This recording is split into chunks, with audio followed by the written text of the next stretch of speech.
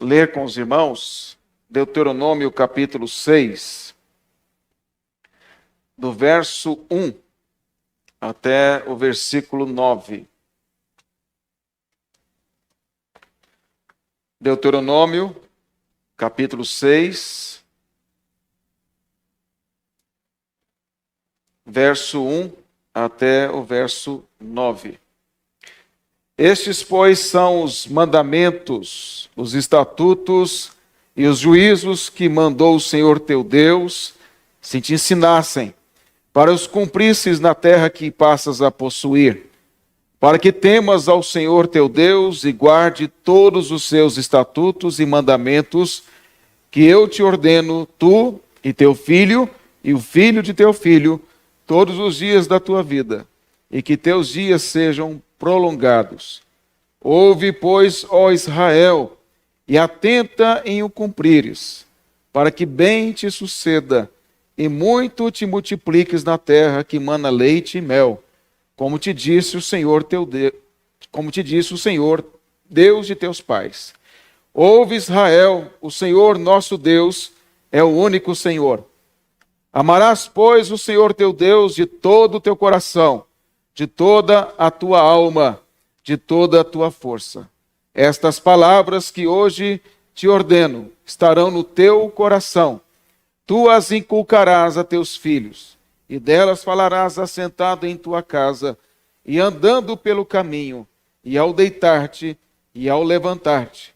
Também as atarás como sinal na tua mão, e te serão por frontal entre os olhos, e as escreverás nos umbrais de tua casa e nas tuas portas. Nós vivemos em um mundo que é considerado pós-cristão. O cristianismo não tem mais relevância para a cultura, para a sociedade, para a ciência, para a arte, na visão dos ímpios. No passado, o cristianismo modelou estas áreas todas. Na Europa, muitas igrejas e muitos grandes pregadores foram usados tremendamente pelo Senhor para pregar o evangelho no poder de Deus. Muitos missionários foram para os Estados Unidos, espalharam pelo mundo, boa teologia lá foi desenvolvida. No entanto, a partir de 1800, nós tivemos uma grande mudança no mundo com a vinda do iluminismo, que colocou a razão humana como sendo o juiz da verdade.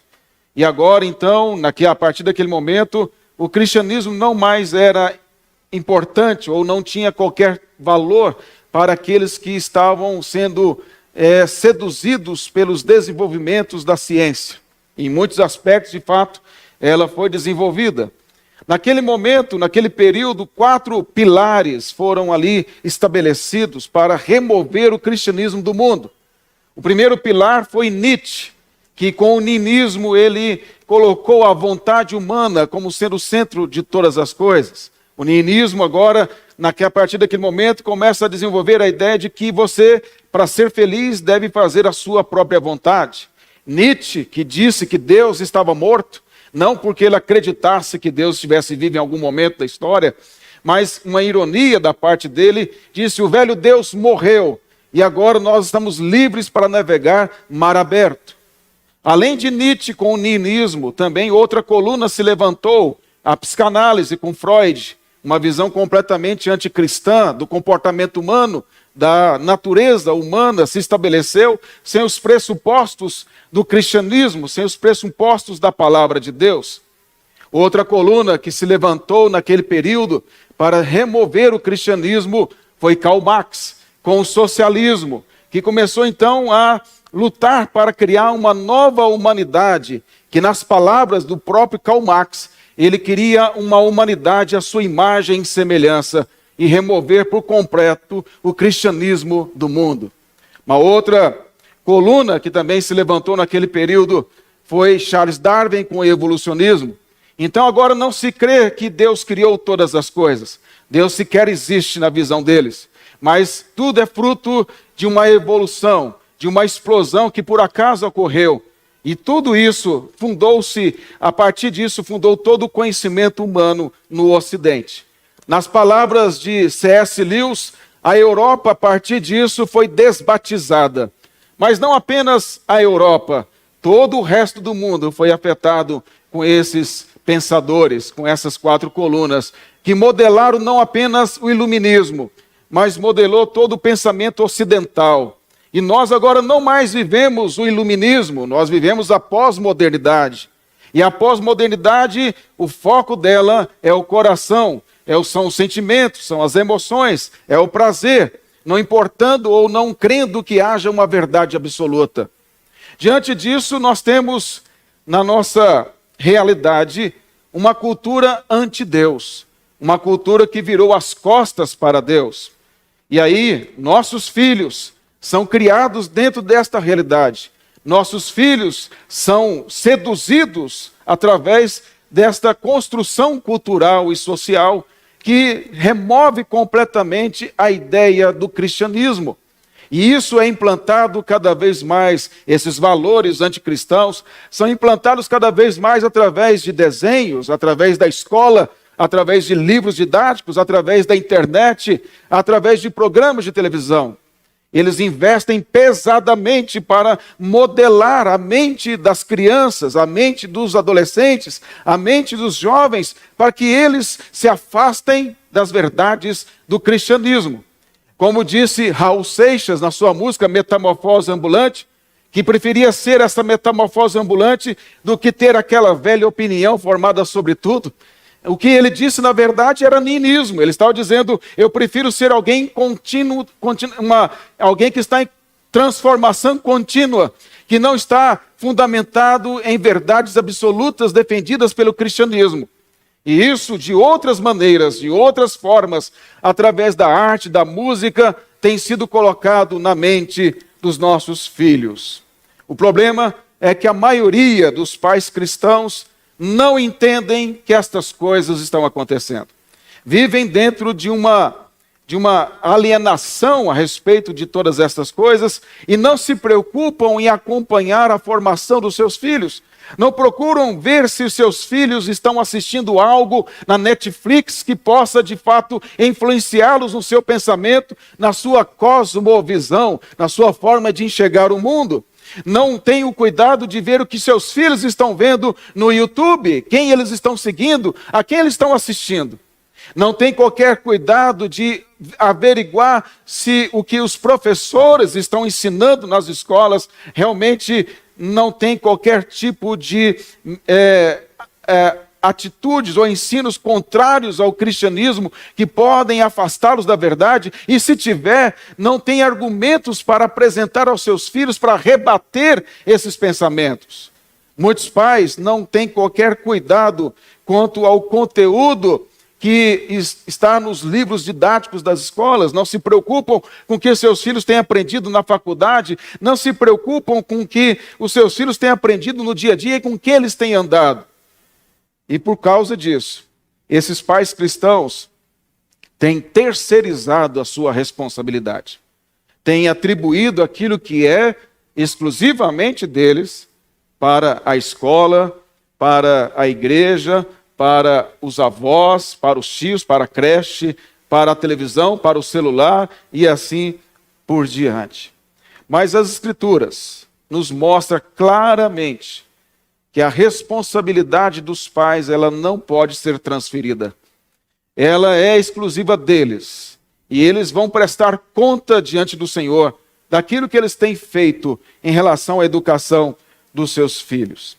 Quando nós olhamos para esse livro de Deuteronômio, para a nossa passagem dentro do contexto desse livro, esse livro foi escrito, foi dado para aquela geração de 20 anos para cima que cresceu no deserto. Aquela geração de 20 anos para baixo que cresceu no deserto. A geração de 20 anos para cima, ela morreu por conta da sua incredulidade. Esta é uma nova geração que se desenvolveu na peregrinação. E aqui Moisés está relembrando sobre tudo aquilo que foi ensinado durante os 40 anos. Nós sabemos bem daquela geração antiga, apenas Josué e Caleb foram os que foram preservados devido à sua obediência, e os demais cresceram ali sendo instruídos por Moisés. E agora Moisés está próximo ali com o povo da terra prometida. Embora Moisés não pudesse entrar na terra, mas aquela geração iria entrar na terra. E aquela terra estava cheia de nações pagãs com práticas completamente contrárias à palavra de Deus. E eles precisavam entender como deveriam se comportar diante de toda aquela pressão e como eles deveriam enfrentar tudo aquilo. E aí então nós temos esse livro de Deuteronômio, que também é chamado de Segunda Lei, onde é relembrado tudo aquilo que foi tratado nos 40 anos. Nesse livro de Deuteronômio, na verdade, ele é um tratado da aliança. Ele tem todas as características de um tratado da aliança. E um tratado da aliança, naquela época, é quando um grande rei chamado suzerano, ele então fazia uma aliança com um rei menor, que era chamado de vassalo. Então ele estabelecia a sua aliança, ele estabelecia as promessas, as penalidades decorrentes ali da obediência ou desobediência à aliança que ele fazia com esse rei menor. Nesse caso aqui, o Senhor é o suzerano, Ele é o Criador dos céus e da terra. Foi Ele quem os libertou do Egito, foi Ele quem os conduziu na peregrinação, e seria Ele que daria a conquista da terra. Então eles agora deveriam obedecer a esta aliança, e se eles não obedecessem à aliança, eles seriam amaldiçoados. Nós vemos durante o livro várias vezes Deus falando de bênçãos e de maldições. Bênçãos decorrentes da obediência ao Senhor e maldições decorrentes da desobediência ao Senhor.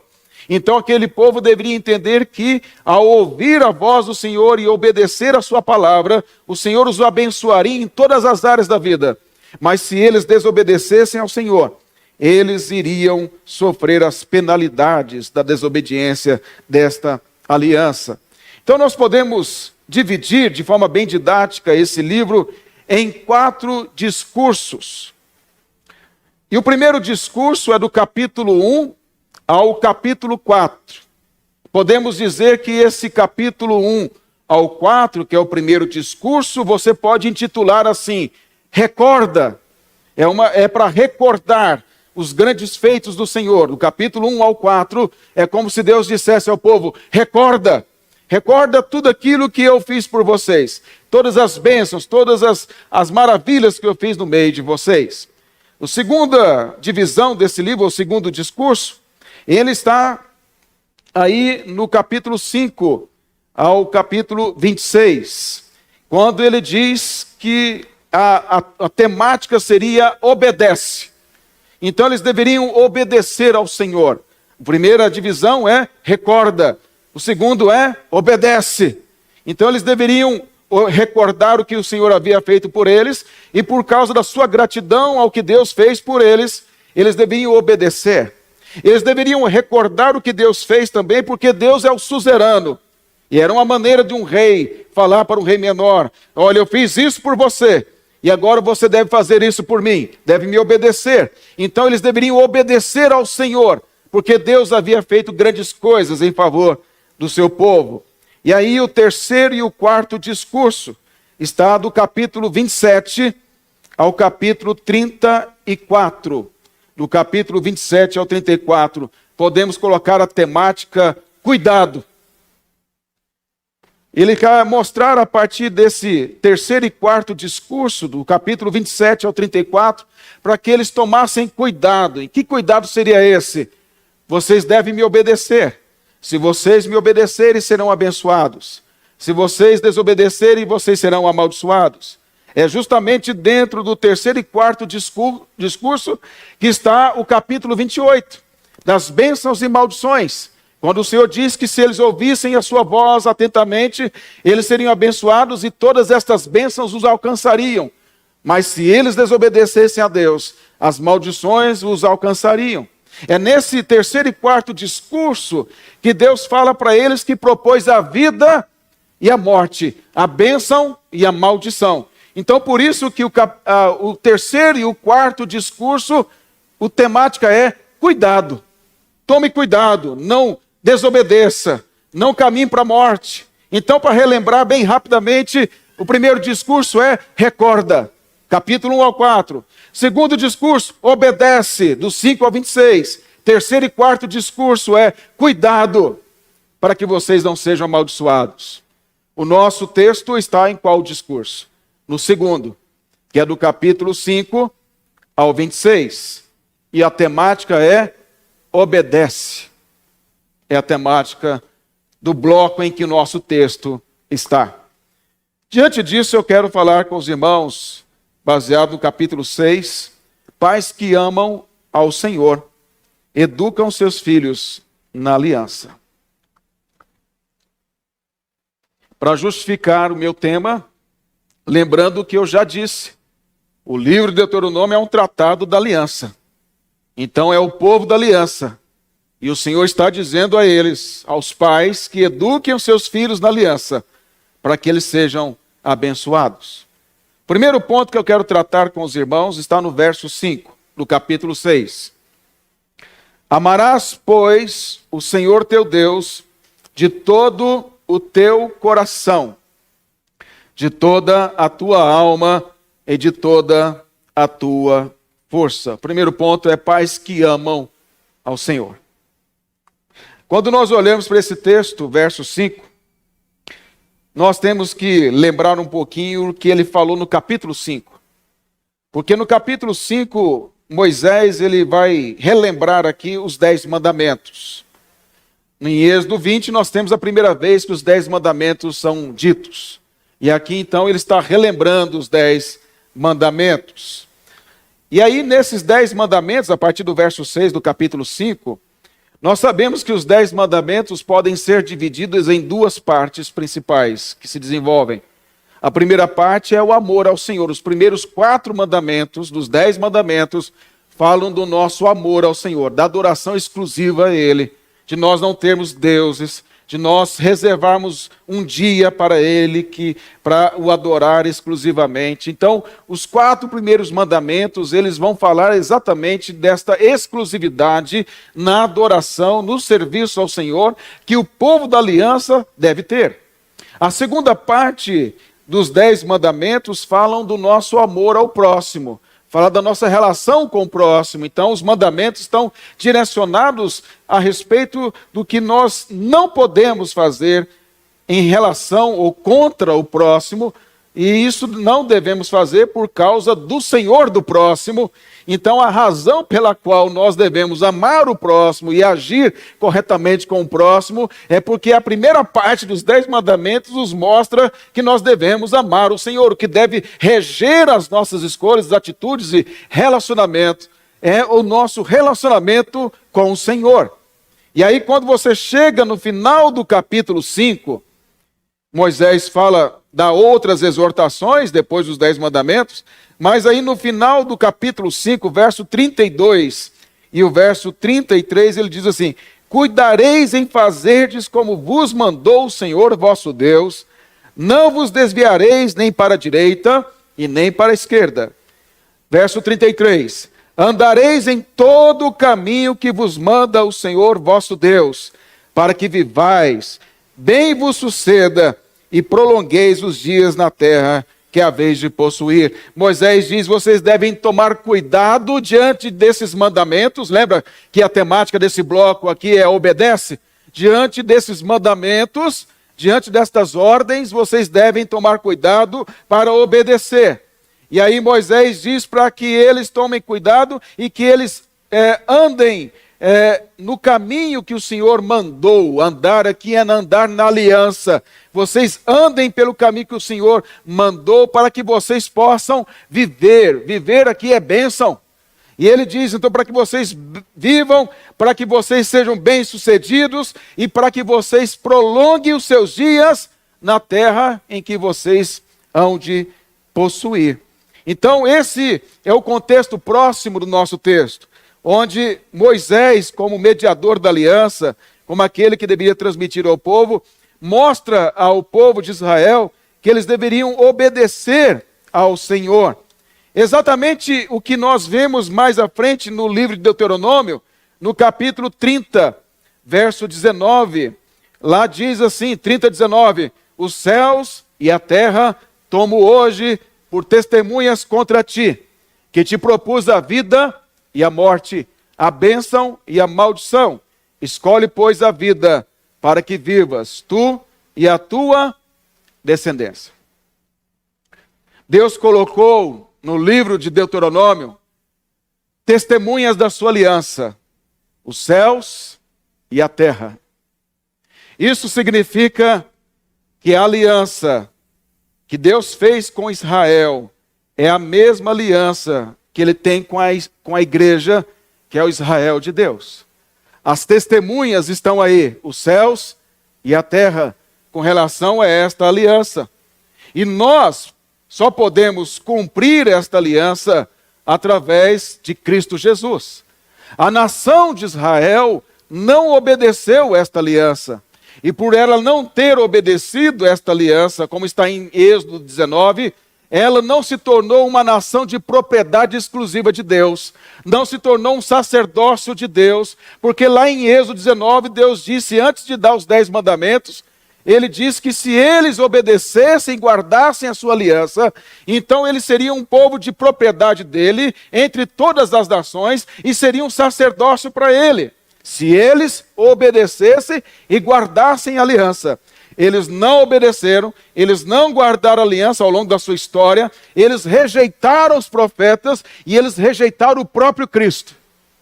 Mas Pedro diz que a igreja é de propriedade exclusiva de Deus, é uma nação santa, é um povo, é um sacerdócio real, e foi chamado para proclamar as virtudes daquele que os libertou das trevas para a sua maravilhosa luz, assim como Deus libertou Israel do Egito e os levou para a terra prometida. Deus nos libertou do império de Satanás e nos transportou para o reino do seu Filho, o Filho do seu amor. Então esta aliança é a mesma, só que ela só é cumprida por meio de Cristo Jesus. E a igreja se tornou o Israel de Deus através de Cristo Jesus. Ou seja, o que eu vou dizer aqui não é para Israel apenas, que estava para entrar na terra prometida. A aplicação disso, o ensino disso é para o Israel de Deus, em todas as épocas. É para nós, é para a igreja, é a aliança do Senhor. E Ele está dando as mesmas ordens que foram dadas aqui para o povo de Israel, é dada para a igreja, para que a igreja, como Israel de Deus, como povo de propriedade exclusiva de Deus, como sacerdócio universal de Deus, possa viver e ser abençoada de acordo com o seu caminhar com o Senhor. E também sofrer as maldições se desobedecer. Quando nós olhamos o capítulo 6, os primeiros versos, e eu vou passar rapidamente sobre esses versos, porque meu foco é o verso 5. Nós olharmos aí o verso 1, ele fala para a nação cumprir os estatutos, obedecer os estatutos e juízos que mandou o Senhor teu Deus, que fossem ensinados. Então eles deveriam cumprir esses mandamentos, estatutos, na terra em que eles haveriam de possuir. No verso 2 ele diz, para que temas ao Senhor teu Deus e guarde todos os seus estatutos e mandamentos que eu te ordeno, tu, teu filho e o filho de teu filho, todos os dias da tua vida, em que teus dias sejam prolongados. Veja que a ordem de Deus é para que eles guardassem a aliança, que eles guardassem os mandamentos, que eles obedecessem, que eles cumprissem, e que não somente aquela geração, mas os filhos, os netos, bisnetos e todos os demais fossem ensinados a guardar esta aliança, a guardar esses mandamentos, para que eles fossem abençoados na terra e prolongassem os seus dias sobre a terra. Ou seja, se eles não obedecessem, se eles não cumprissem, como de fato não fizeram, Deus não ia abençoá-los na terra. Por isso veio o cativeiro da Babilônia, por isso veio o domínio dos inimigos, porque eles não guardaram, eles não obedeceram e vieram as maldições. Vocês se lembram quando Neemias orou e ele entendeu isso? Ele disse que a razão deles terem ido para o cativeiro, sido espalhados, é porque eles não obedeceram a lei de Moisés. Foi a mesma coisa que disse Daniel no capítulo 9, ao orar, ao entender que os 70 anos que Jeremias falou estavam se cumprindo. Ele falou, Senhor, a nós pertence o corado da vergonha, mas ao Senhor pertence a misericórdia. Ele confessa e diz que o povo havia transgredido a aliança do Senhor. E aí, no verso 3, ele diz: ouve, pois, ó Israel, e atenta em cumprires, para que bem te suceda, e muito te multipliques na terra, que mana leite e mel, como te disse o Senhor, Deus de teus pais. Deus fala por meio de Moisés, para que eles ouvissem, para que eles ficassem atentos e eles cumprissem tudo que Deus havia ordenado, para que não só prolongassem lá os dias, mas fossem multiplicados na terra. Deus abençoaria a descendência e Deus abençoaria o domínio deles sobre aquele lugar. Eles iriam dominar toda aquela região para a glória de Deus. Aí o verso 4 diz: ouve Israel, o Senhor nosso Deus é o único Senhor. Por que é importante isso que Deus está dizendo aqui? Porque eles iam para uma terra de vários deuses. Eles estariam cercados por nações ímpias, idólatras, politeístas. E agora então o Senhor está dizendo: olha, não tem outro Deus além dele. Ele é o único Deus, ele é o único Senhor. Senhor aqui é o Eu Sou, é o Jeová, é o Deus da aliança, só é Ele. Ele é o Deus que criou os céus e a terra. Ele é o Deus que os libertou do Egito. Ele é o Deus que fez aliança com vocês. E é o Deus que deve ser honrado e glorificado nesta terra. E aí entra o nosso texto. Amarás, pois, o Senhor, teu Deus. Amar aqui, esse verbo amar, é no sentido de lealdade, de temor, de obediência às leis de Deus expressas em sua palavra. Deus não quer sentimentalismo ocidental, como nós estamos acostumados. Na visão bíblica, e a visão bíblica é formada pela visão judaica, e nesse caso autores inspirados, obviamente, ela é bem concreta. O amor nas Escrituras não é sentimentalismo como nós estamos acostumados dentro da nossa cultura ocidental. Amor é obediência. Amor é lealdade. Amor é caminhar conforme aquilo que foi ordenado por Deus.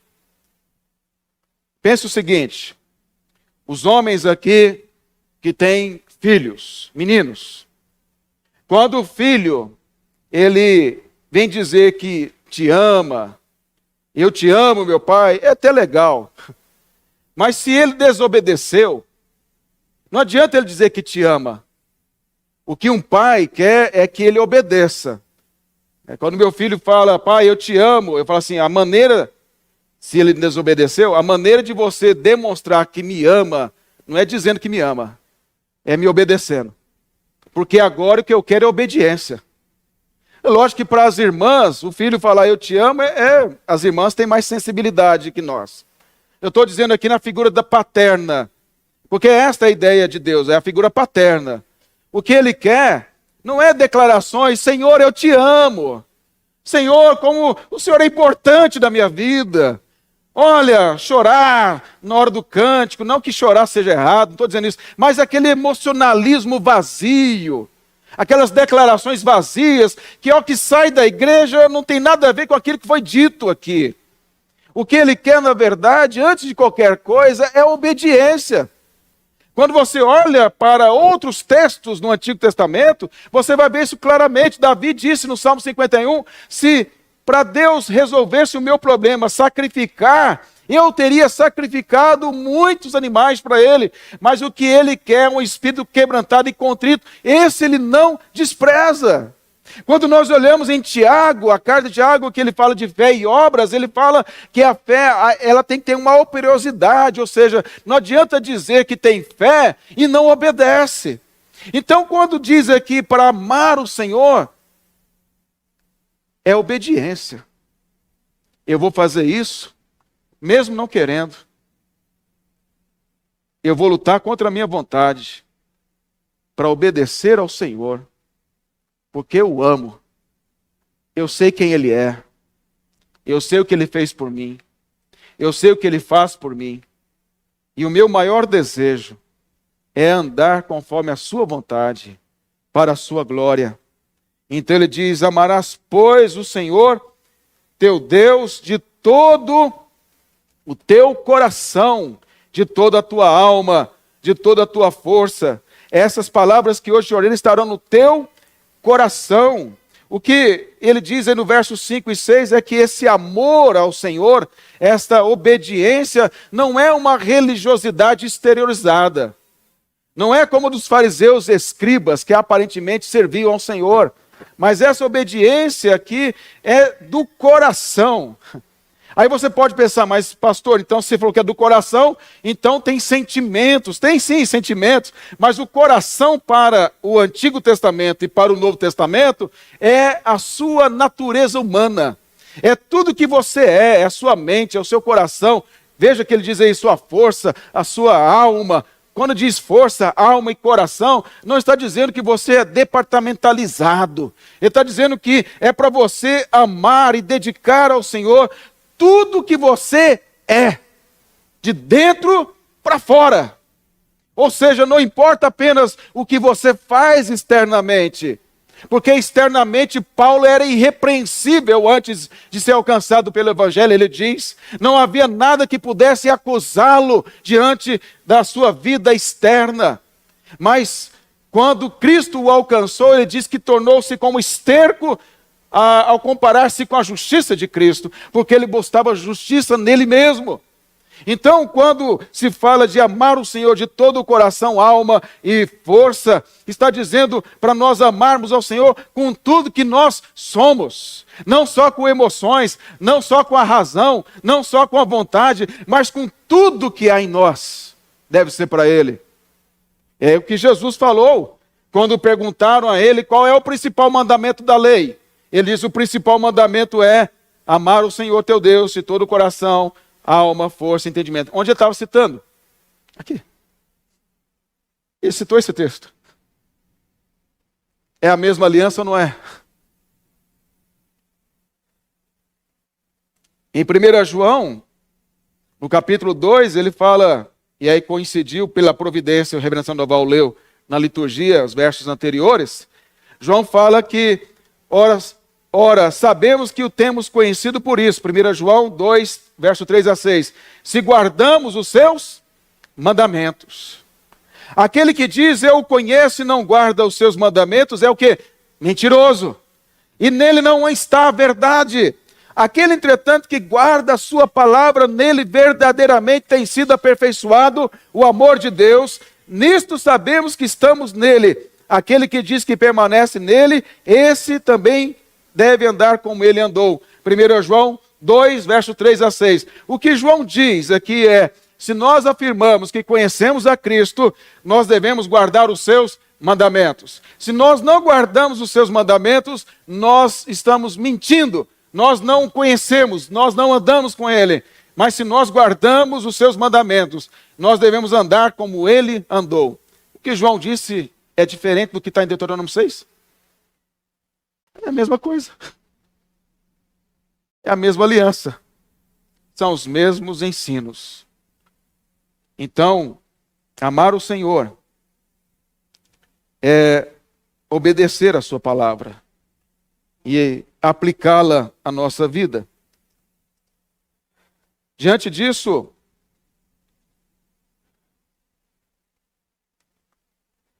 alguém disse que a razão de muitos jovens cristãos saírem das igrejas não é, um escritor americano disse isso, que não é por causa da igreja em si. Ele diz assim, não é trabalho do pastor de jovens evangelizar meu filho, é meu trabalho.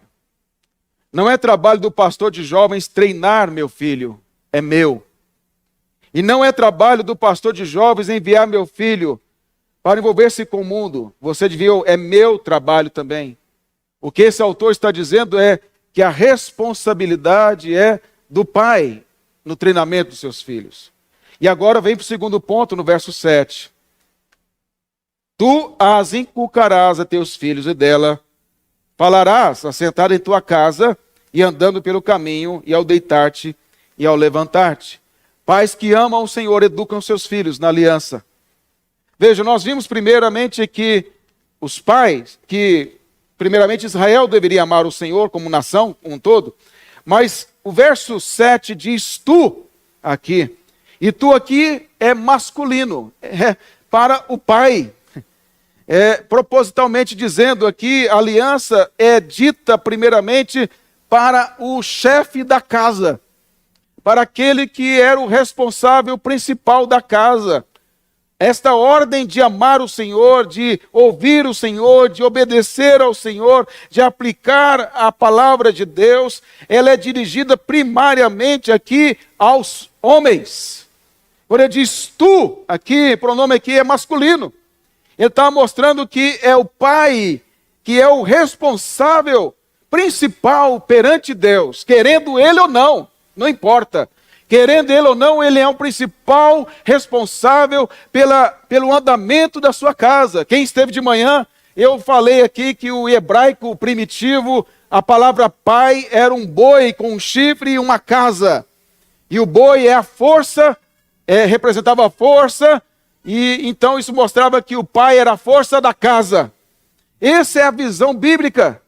Quando Deus deu a ordem lá no jardim, ele deu a ordem para Adão, e ele transmitiu a Eva. É ao homem que é dada essa responsabilidade. E isso não deveria deixar as mulheres incomodadas, porque dada ao homem esta responsabilidade, ele será mais cobrado. A não ser que as irmãs queiram ser mais cobradas por Deus. Mas eu creio que não. A questão é que é dada ao homem a grande responsabilidade de conduzir a sua casa. Mas para que esse homem faça isso, ele precisa amar o Senhor, teu Deus, de todo o coração, força, alma. E aí, o que está aqui é exatamente o que Paulo disse em Efésios 6,4, que eu citei de manhã.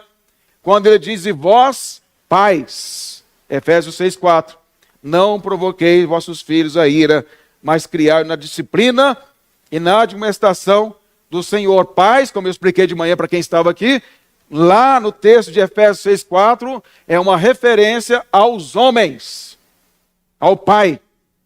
É o pai que é o responsável principal. E quem esteve de manhã entendeu que eu mostrei o papel da mãe na educação dos filhos, que é fundamental também. Mas a responsabilidade maior é do pai. E essa responsabilidade, ela é intransferível. Porque quem colocou foi Deus. E quem achar ruim isso, discuta com ele. E diga para ele que a sua ideia é melhor que a dele. E se você achar isso, você está simplesmente agindo como aquelas 4 colunas que eu citei no início, anticristã. Agora, vejamos aí no texto, verso 7.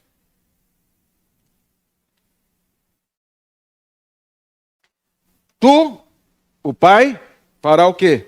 Inculcarás a teus filhos, e delas falarás assentado em tua casa, e andando pelo caminho, e ao deitar-te, e ao levantar-te. Esse verbo inculcar aí, dentro da língua que foi usada nesse texto, que é bem diferente da nossa em muitos aspectos gramaticais, ela traz a ideia de um verbo intenso.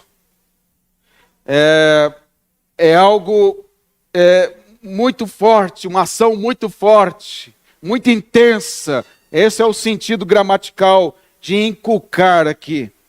E a palavra, o verbo inculcar, traz o sentido básico de afiar o filho como uma espada.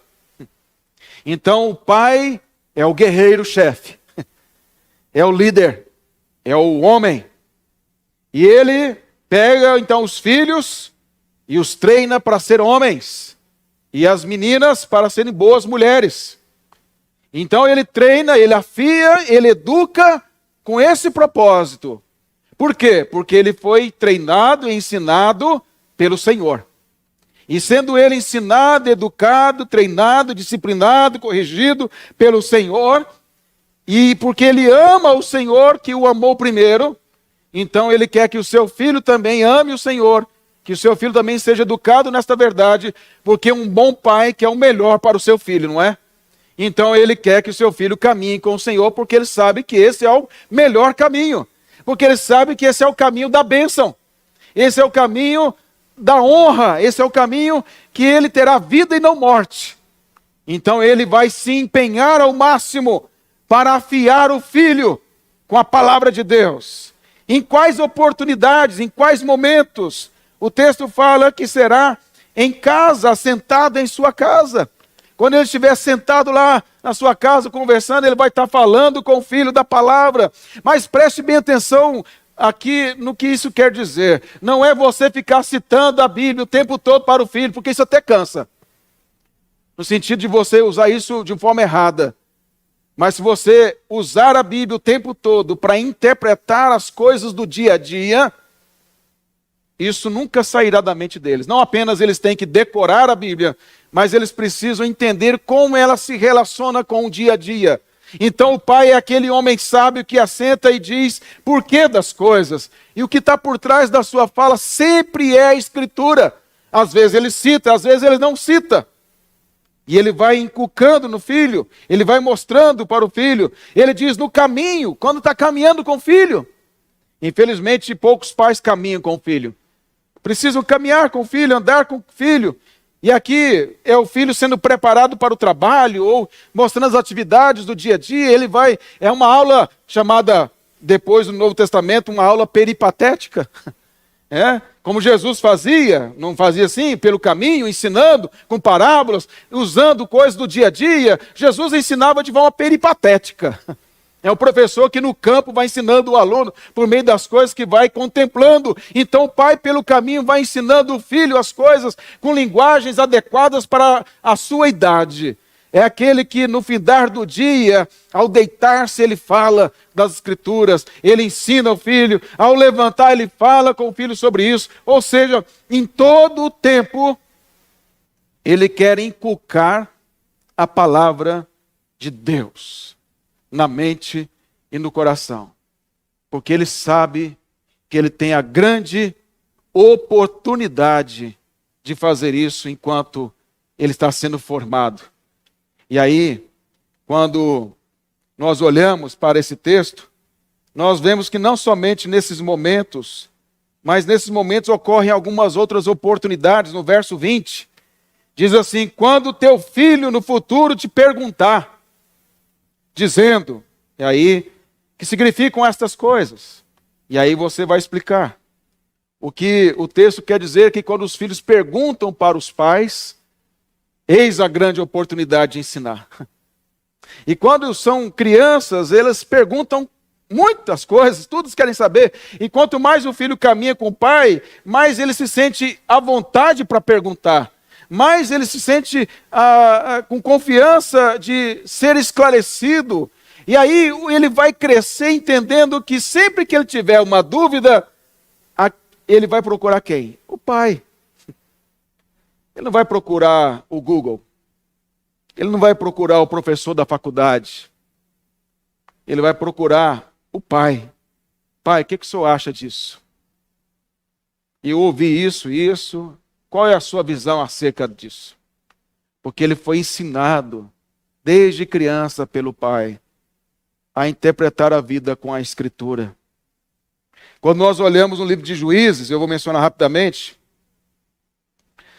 ele diz lá que a geração de Josué morreu, capítulo 2 de Juízes, versos 10 e 11. Aquela geração morreu e levantou-se uma outra que não conhecia o Senhor nem as obras que fizera. Sabe o que quer dizer? A geração de Josué foi muito boa para conquistar a terra, mas não ensinou seus filhos. Ela morreu e a outra apostatou. Sabe quando tem uma geração boa na igreja, mas não ensina os filhos? Ela morre e a igreja acaba. A igreja de Abraham Kuyper, na Holanda, que foi grandemente usada por Deus, hoje é alugada para os islâmicos. É assim que acontece. Quando uma geração não ensina os filhos, a próxima, a andar com o Senhor, quando aquela geração morre, a igreja acaba. A igreja de Cristo nunca vai acabar, porque é Ele que a edifica. E as portas do inferno não podem prevalecer contra essa edificação. Mas igrejas locais podem fechar sim. Denominações podem fechar sim. Como na Europa fechou. viraram museu, viraram bares e foram alugados para islâmicos. Porque se não continuar fiel ao Senhor ensinando, não importa o seu passado, ela vai colher maldições pela sua desobediência. Ver essa igreja cheia é uma bênção, ver a minha igreja lá cheia é uma bênção. Mas não se iluda, é preciso continuar, é preciso ensinar, é preciso passar o bastão, é preciso ensinar as crianças desta igreja, na sua casa primeiro, não terceiriza, primeiro na sua casa, depois aqui. Para que quando você morrer, eles vão continuar. Os filhos deles, os netos, seus netos e assim por diante. Porque é para você, para os seus filhos, para os seus netos e bisnetos. Mas isso é se você obedecer. Obedece, não é isso? Esse texto está dentro do contexto lá. Obedeça. Caso contrário, tome cuidado. Diante de tudo isso, como meu tempo já estourou, eu quero fazer algumas aplicações ao que foi exposto. Primeira coisa, a responsabilidade de ensinar os filhos é exclusiva dos pais. E principalmente, veja a palavra, principalmente do pai. E Deus cobrará isto. É importante lembrar que são ordens do Criador. São ordens do Deus da aliança. Que nós o amemos com tudo que nós somos e temos, e o nosso empenho maior seja ensinar nossos filhos a andar e amar o Senhor. Dando exemplo coerente com aquilo que nós falamos, para que eles possam olhar para nós e desejar andar com Deus como nós andamos. É lógico que eles andarão com o Senhor, se forem alcançados pela graça. Mas esse não é o nosso departamento. Esse é o departamento do Espírito Santo. O nosso é de obedecer e cumprir, ensinar e dar exemplo. Quanto ao que vai acontecer com a vida deles, aí é com o Senhor. A nós cumpre obedecê-lo e honrar e orar ao Senhor. Nós devemos entender que muitos filhos jovens desviam-se da igreja. Não é por causa da escola dominical da igreja, não é porque faltou trabalho para jovens na igreja, como muitos usam isso como argumento, mas porque os pais não deram exemplo em casa. Porque os pais não demonstraram amor ao Senhor em casa. Porque os pais terceirizaram a educação com a internet, com outros, com a escola, e não inculcou nos filhos a palavra de Deus. Mas depois que falham, e demonstra claramente, os fatos demonstram que a culpa pertence maior aos pais, querem culpar a igreja disso. Nós não podemos cumprir essa tarefa sem Cristo. Por isso em nós deve habitar ricamente a palavra de Cristo, Colossenses 3,16.